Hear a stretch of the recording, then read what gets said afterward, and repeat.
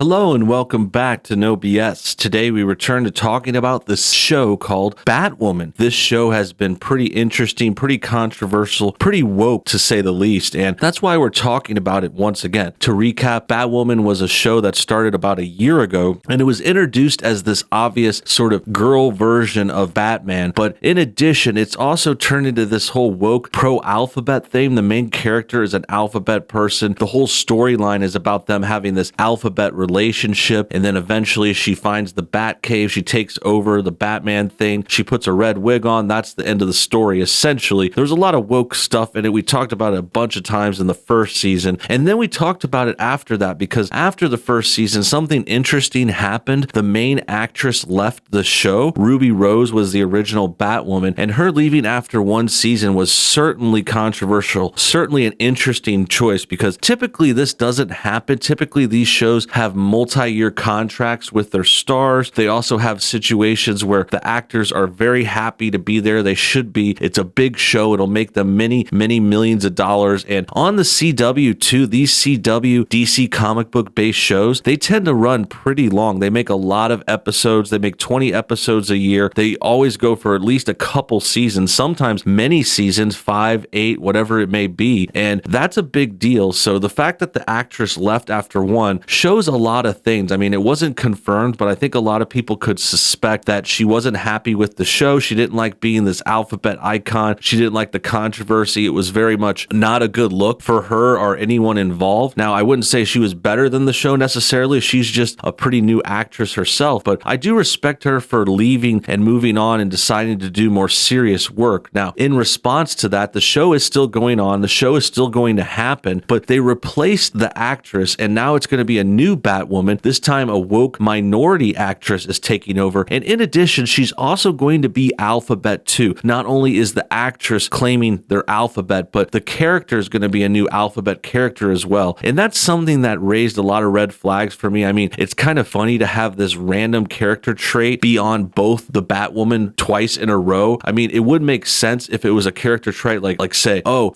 both of these girls that were Batwoman really loved gymnastics. Now that would make sense because it's something physical. It has to do with the superhero. They usually fly and flip around and need to have a lot of skills like that. But for them to both be alphabet chicks, both be into other chicks, the new one is bisexual is what she claims. And to have that happen twice in a row is certainly interesting. I mean, it's almost like something very obscure. It's like an obscure, unrelated character trait that happens to be in common. Like, for example, if both characters really love Final Fantasy video games, I mean, that's how specific this kind of thing is. So for it to happen twice is certainly funny. And the fact that the new girl is bisexual, I mean, that's the easiest claim that a lot of people make these days to get attention. People want to be alphabet. It gets you more jobs, more work, more roles, more attention. So bisexual is like the easiest thing to claim, especially for women, because I mean, it's like, who doesn't like women? Women are pretty, they're cute. Everyone likes women. Even a straight girl might like women sometimes, but the other way around doesn't make sense. Like bi dudes doesn't make sense because, I mean, you got to be a real special person to like a guy. I'll admit it. I mean, I think guys are great and all, but it's not like we're pretty and nice to be around. We're big, we're loud, we're smelly, all kinds of stuff like that. But that's besides the point. Today, we're talking about this story again because the new look for Batwoman has been unveiled. People are talking about it. Here's a picture. It says on the article, Batwoman's redesigned new batsuit makes it clear she's a black woman. Well, they got that part right. And that's part of the allure here. That's what's going on, is they're pushing this alphabet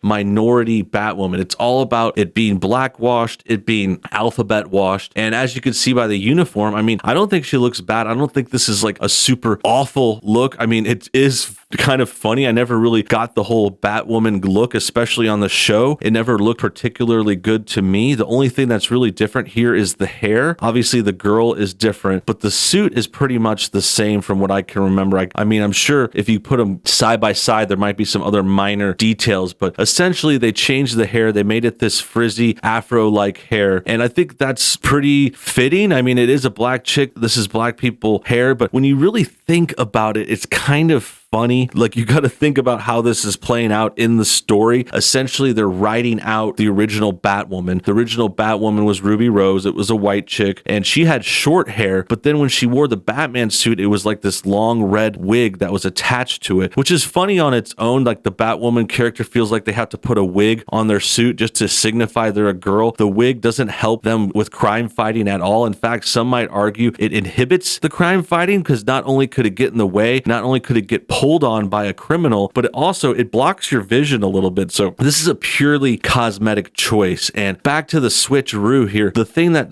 I find funny is the new Batwoman. So essentially the old one retires in the story, and they have a reason for her to leave. I'm not even sure what it is. It doesn't matter. Basically, the original Batwoman leaves town, and then the black one comes in and takes over. And the first thing she does is change the hair. I mean, that's what's weird to me. It's just kind of funny that the first thing she does is like, okay, I see this bat suit. It looks good, but I need to change that wig. I need to throw out that wig so people really know that not only am I a chick, but I'm a black chick. And that's what the article is going over here too. That's what everyone's talking about. And that's why I think it's kind of this funny thing. It's not like offensive or terrible. I don't care if they want to make this character a show, if they want to make it girl Batman with alphabet or whatever it may be, minority, whatever, black, brown, whatever kind of thing they want to do, disabled Batman one day, or a deaf Batman, or whichever it may be. I mean, that's all fine, but I just think the whole thing is falling apart. It's becoming this controversial cringe, and this suit, it does not look as badass as they think. It is not as cool. Like, I could see this, honestly, if you take off the hair, if you just look without the hair, the suit's fine. She could be athletic. She could fight some crime, and I don't see any problem with the person. Like, I'm not against girls, anything like that, but the fro just does seem a little over the top. And if you think about it, in canon, in the story, her and the other one putting these wigs on their bat suit is just really, really odd to me. It's just super funny. The new Batwoman has a bat suit. First look images of the redesigned superhero costume that will be worn by Javicia Leslie's Ryan Wilder and Batwoman was released Monday, complete with new cowl and hair, new gauntlets, and new boots. I love the fact that Ryan is becoming her own Batwoman. It's her style, her swag, and her moment, Leslie said in a statement. I felt it was important that viewers could tell by the silhouette that Batman was a black girl. With the form-fitting suit and beautiful afro, we definitely nailed it. Leslie, who is replacing Ruby Rose as the title character in the CW superhero show's second season, is the first black actress to portray Batwoman in any live-action production. Well, that's because I think this is only the second Batwoman that's been in any production, and the only other ones I could think of is there was like a Batgirl that was in Batman and Robin movie. I believe that was Batgirl though, and that's not the same character at all. It definitely wasn't the same premise. It ended up being Alfred's granddaughter in that movie, from what I remember, played by Alicia Silverstone. Man, I remember a lot more about Batman and Robin than I thought. But yeah, I don't know of any other instances. Maybe I'm missing something, but there's Batman movies, there's a Batman shows. There's not really that many Batman live action shows actually, besides the old one. So yeah, it's not really this big monumental thing. I understand they're trying to get hyped for it, but I think you can see this as like a desperate advertising ploy. The whole thing is a gimmick. The whole show is just a girl version of Batman. They're not coming up with their new premise. They're not creating something cool and great for a black woman, like some original character. They could have come up with even a similar hero. It could have been a rich person with a suit and gadgets like Batman, but it didn't have to be the girl version of Batman. Batwoman is just a cheap kind of ploy. They're marketing and advertising based off of this bigger franchise starring the original Batman, and now they're diverging into this whole thing. First it was an alphabet chick, now it's an alphabet minority chick who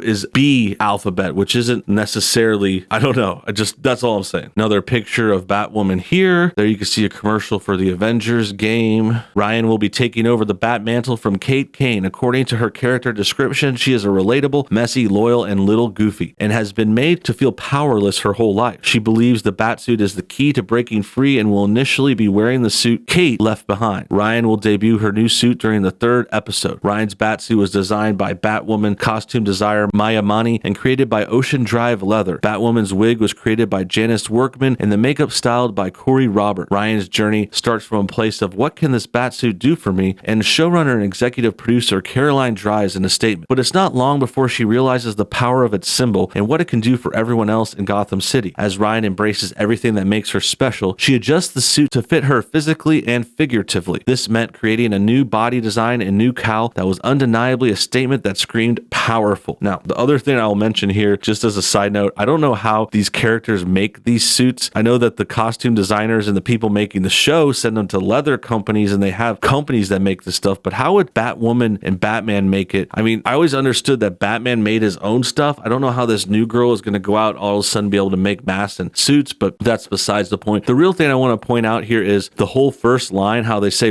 can this bat suit do for me? And sure, they have a little progression with the character and they just decide they want to help the whole city instead of just helping themselves. But this line to me is a little meta. This reminds me of how the whole show is kind of premised. Instead of saying bat suit though, say hey, Batman. They're kind of looking at Batman and saying, what can you do for me? You know, how can I use you? What can I use you for? And that's what they look at Batman. They say, hey, this is a popular character. How can we corrupt this? Well, they look back and they say, hey, there's a Supergirl show. The Supergirl show is the girl version of Superman. That's been doing pretty well since 2015. I think they're about to wrap their series up, but they had 5 or 6 really successful seasons. So that was their idea, was to kind of ape what that show was doing. Now we're going to have a girl Batman show, but they didn't do Batgirl. They did Batwoman. There's a couple versions of that. There's differences there, but essentially it's the same thing. It's looking at Batman, seeing what this male comic book property can do for them, and then turning it into this woke, progressive, pro-minority, pro-alphabet garbage. And there's nothing I have against those groups. Obviously, I love everyone, every kind of belief, every kind of person, what you like, what you don't like, that's all fine and dandy. But the whole kind of copying Batman, taking over and spinning it into this whole other thing is what's definitely not cool and not something I think us or anyone else is looking forward to. So with that said, that about wraps things up. I want you guys to comment your thoughts below. Tell me what you think about this new Batwoman look. Tell me what you think about the suit, the actor, and the new woke angle. And also like this video if you enjoyed what you saw. Subscribe if you're new and hit the bell for notifications too. Until next time, I'll see you on the next video.